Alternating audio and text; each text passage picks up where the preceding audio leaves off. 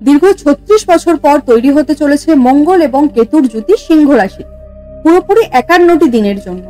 এবার সিংহ রাশি কি? সিংহ রাশি হচ্ছে একটা অগ্নিতত্ত্বের রাশি এবং এই রাশির অধিপতি দেবতা সূর্য, যে কিনা নিজেই রাজা। আবার মঙ্গল ও অগ্নিতত্ত্বকেই রিপ্রেজেন্ট করে থাকে এবং কেতু একটি পাপক গ্রহ।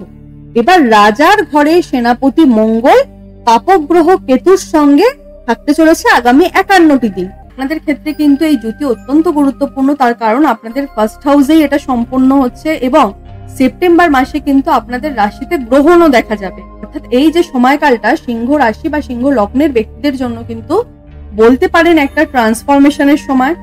এই সময়কালে জীবনে পরিবর্তন, কর্মে পরিবর্তন, নতুন নতুন রাস্তা একটা ওপেন হবে আপনাদের লাইফে, গ্রোথ আপনারা দেখতে পাবেন, অপরচুনিটিস কিন্তু আপনাদের লাইফে প্রচুর আসবে। আপনারা এই সময় সিংহ রাশি বা লগ্নের যে সমস্ত ব্যক্তিরা রয়েছেন নিজেদের জীবন বা নিজেদের কর্ম সম্পর্কে যারা সিরিয়াস, তারা কিন্তু নিশ্চিত রূপে উন্নতি করবেন।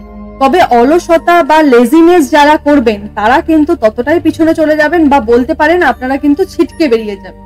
এই সময়টা কিন্তু আপনাদের জন্য নিজেদের উপর কর্ম করার, নিজেদের ইনার গ্রোথকে ডেভেলপমেন্ট করার একটা ভালো সময়। অর্থাৎ সিংহ রাশির ব্যক্তিদের জন্য কিন্তু এই সময়কালটা দুর্দান্ত সময়কাল, যদি সিংহ রাশির ব্যক্তিরা এই সময়কালটাকে ইউটিলাইজ করতে পারে।